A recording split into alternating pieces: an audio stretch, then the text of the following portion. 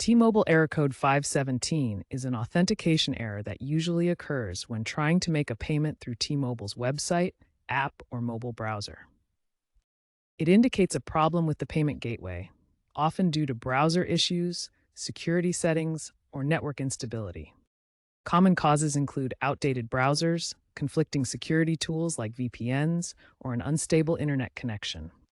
This prevents secure payment processing. T-Mobile has improved its app and systems to reduce the number of these errors, but they still occur, especially on mobile devices. To fix T-Mobile error code 517, start by switching to a different browser or using incognito mode. Disable browser extensions like ad blockers or VPNs that might interfere with cookies. Make sure your T-Mobile app is updated to the latest version. Use a stable Wi-Fi connection instead of mobile data.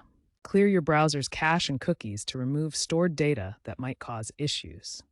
If these steps don't work, contact T-Mobile support at 1-800-937-8997 or through the app. Future updates to biometric authentication and network technology could further reduce these errors.